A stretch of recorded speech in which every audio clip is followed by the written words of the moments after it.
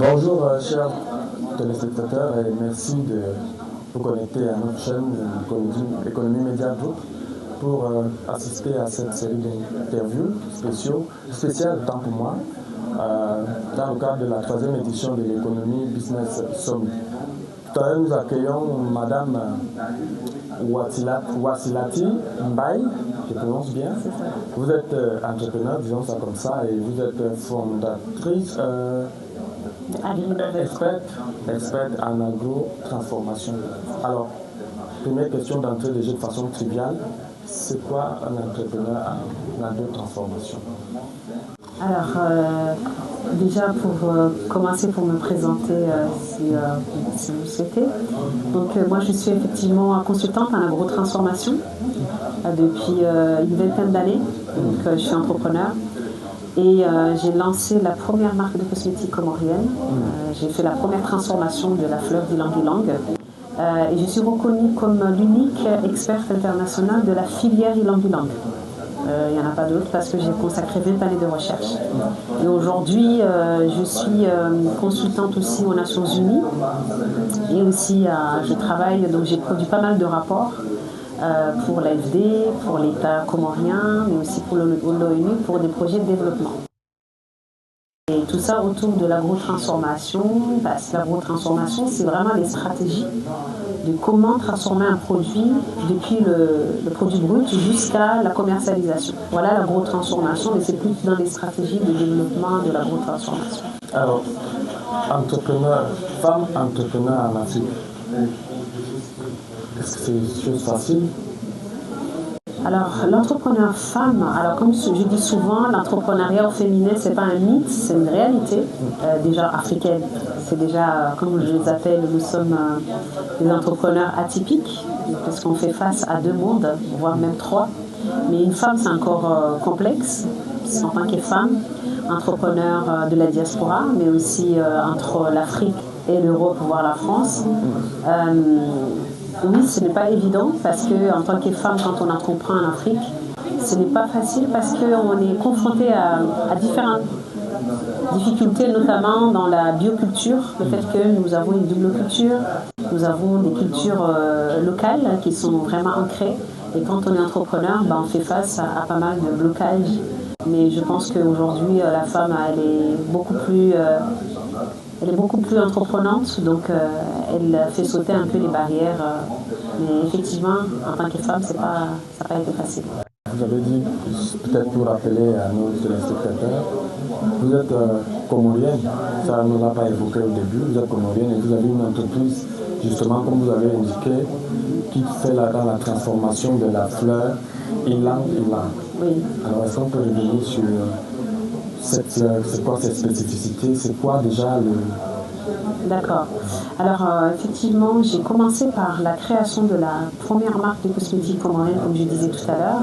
Elle s'appelle la Uzuri, donc il veut dire Swahili, il veut dire beauté en Swahili, parce que je tenais à rendre hommage à cette langue qui est parlée pratiquement dans plus de 150 millions de personnes en Afrique. Et cette marque a conditionné tout mon parcours, puisque à travers cette marque, c'est une marque qui a transformé la fleur d'ylang-ylang en produit de beauté depuis 20 ans. Donc c'est une marque qui a été commercialisée dans pas mal de pays, ici en France, mais aussi en Europe, aussi à l'international. Et c'est la première transformation de l'ylang-ylang aux Comores. Et cette marque-là, en fait, il y avait 4 gammes de produits, 4 produits justement, visage, cheveux, corps, mais aussi l'aromathérapie. Le but de cette marque et cette fleur, c'était vraiment pour valoriser la filière ylang-ylang des Comores, parce que les Comores, il faut savoir qu'il est le premier producteur de l'ylang-ylang au monde, comme pas mal de pays qui ont des produits dont ils sont les premiers producteurs, mais ils ne sont pas reconnus. Donc mon objectif, c'était vraiment de faire reconnaître cette fleur à travers le monde par les Comoriens. Et c'est vraiment ça qui m'a poussé à le faire, mais il y a d'autres raisons qui m'ont poussé aussi. C'est un produit qui apporte beaucoup de bien-être dans le corps, c'est un anti-stress, c'est un calmant, c'est un relaxant. Et voilà, ce sont Okay. Aujourd'hui, vous assistez à la 3e édition de l'économie Business Summit, dont le thème est axé sur les investissements en Afrique centrale. Qu'est-ce que ce thème, cette édition peut vous apporter en tant qu'entrepreneur? Alors, depuis bientôt presque 10 ans, j'ai décidé de me consacrer vraiment à l'accompagnement. J'ai créé le cabinet Agrinov & Co. C'est un cabinet d'expertise qui accompagne des entreprises, mais aussi les institutions sur pas mal de choses. Et effectivement, la plupart, j'ai accompagné pratiquement, notre cabinet a accompagné plus de 400 personnes. Et effectivement, et surtout de la diaspora. Et on s'est rendu compte que la question de l'investissement et du financement, c'est une question centrale qui préoccupe beaucoup d'entrepreneurs, surtout quand ils viennent de la diaspora. Et effectivement, le fait d'assister à ce forum aujourd'hui, et surtout qu'on a mis au centre du sujet au niveau de l'investissement, je trouve que c'est très très intéressant parce que c'est quelque chose qui préoccupe de plus en plus les entrepreneurs qui veulent entreprendre en Afrique, mais aussi qui veulent entreprendre entre ici et là. Et donc je suis très ravie de faire partie de personnes invitées, dont je ferai partie de table ronde où on va parler de financement en Afrique. Voilà. Et c'est vrai que le financement en Afrique, c'est une approche qui est complètement propre à l'Afrique. Il faut faire très attention. Il ne faut pas venir avec un concept un peu plus occidental. L'Afrique, c'est autre chose. C'est une autre façon de voir les choses. Et on aura l'occasion justement d'atteindre mon point de vue sur ce panier. Justement, je voulais justement embrayer sur cette thématique. Levier sur quel levier les investisseurs peuvent s'appuyer pour lever le financement en Afrique, pour accompagner des initiatives comme les vôtres? Alors moi, en tant qu'entrepreneur déjà, j'ai été confrontée à ces mêmes problématiques pendant des années. J'ai essayé de suivre les mêmes chemins que tout le monde, aller à la banque classique, c'est le chemin classique, aller vers les banques, les financements conventionnels, aller vers souvent les subventions par certaines organisations internationales comme la Banque mondiale, comme la BAD, etc. Mais je pense excusez-moi, est-ce que ça ne crée pas une sorte de dépendance vers l'extérieur? Justement, c'est là où moi j'ai mêlé beaucoup de réflexions sur le fait que nous ne pouvons pas se contenter des financements que publics ou privés. Parce que l'Afrique est beaucoup plus complexe que ça. On sait très bien que la première chose à faire quand on veut investir en Afrique, c'est d'arriver avec une approche africaine. Si j'ose dire, ça veut dire que l'Afrique, il faut analyser les risques d'abord. Parce que tous les financements qui arrivent en Afrique ne sont pas mis avec les critères de nos propres environnements. C'est fait par rapport à l'environnement d'ici, en Occident, donc puisque ce sont les investisseurs, donc ils arrivent avec leurs propres critères. Alors que nous, ça ne convient pas du tout. Donc, il faut arriver avec une approche d'analyse des risques, d'avoir comment comprendre l'environnement des affaires en Afrique, qui est complètement différent d'ici, et comment comprendre en fait quels sont les leviers qui peuvent nous aider à financer, parce que le premier financement, les investisseurs classiques ne veulent pas investir. Et tous, on se trouve en train toujours d'investir, les premiers investissements, c'est nous-mêmes, on est toujours en autofinancement. Et si je pose la question à une centaine de personnes africaines qui ont commencé un projet en Afrique, ils commencent toujours par leur propre argent. Pourquoi? Parce que les investisseurs classiques, ils veulent voir cette partie de test, ils veulent voir si vraiment ça marche ou pas. Ils veulent mesurer les risques. Et on a un environnement où même les statistiques du marché, on a du mal à avoir accès. Donc on est obligé c'est comme si on faisait une étude de marché en temps réel. Donc les premiers leviers pour moi que je dirais, c'est d'abord son propre financement. Et le propre financement, c'est quoi? C'est souvent, dans notre cadre, ça peut être familial, ça peut être les tontines, ça peut être les lève-monnaie, etc. Et ce sont des financements qui sont propres à nous, en fait. Et c'est une réalité. Au lieu tout de suite de partir dans des financements classiques, il faut d'abord partir de là. Et ça nous permet de faire ce qu'on appelle la phase pilote pour pouvoir produire, faire quelque chose qui permet de montrer que nous maîtrisons les risques. Et à partir de là, on part dans un autre financement qui permettra d'amorcer le financement. Ça, c'est une chose. Deuxième chose que j'ai marquée aussi, c'est que nous sommes dans un financement. En fait, en Afrique, on a tout pour avoir les financements.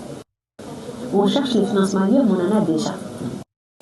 Je dis par là, par exemple, dans notre cabinet, en fait, durant tout mon travail, j'ai initié une loi qui s'appelle la loi APA au Comores. D'ailleurs, le Cameroun avait fait appel à moi en tant qu'expert dans ce domaine-là.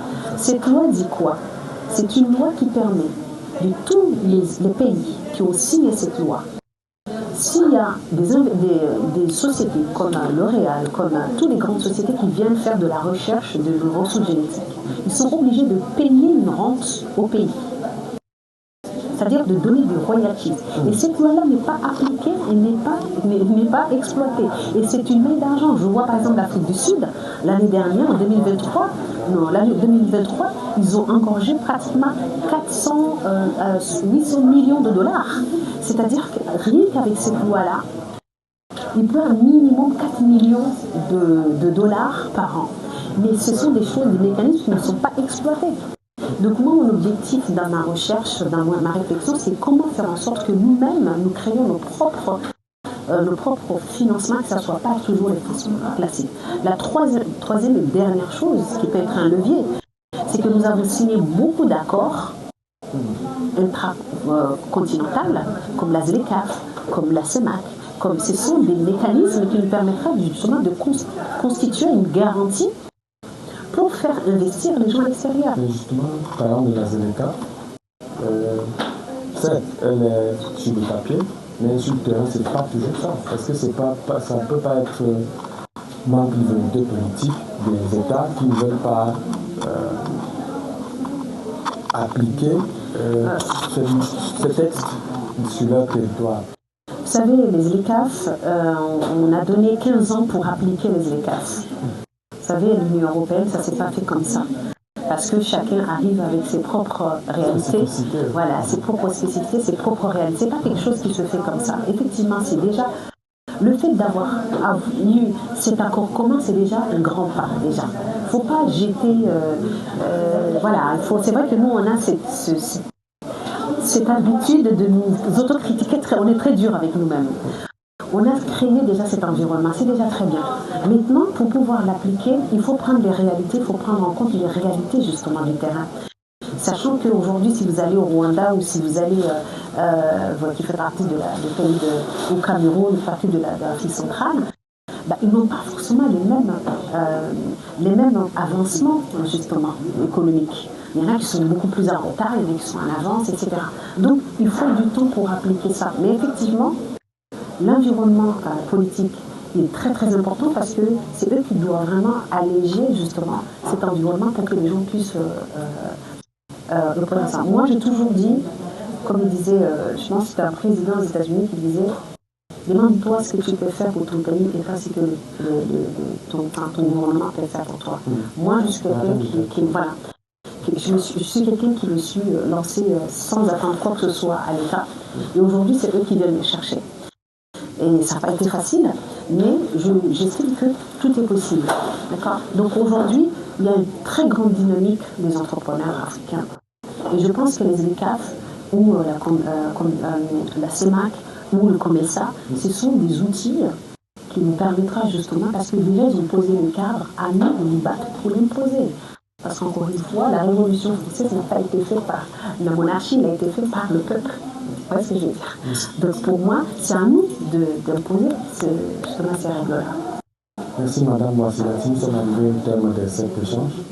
Et à très bientôt. Merci d'être passé sur notre plateau. Okay. Merci beaucoup. Au revoir. Au revoir.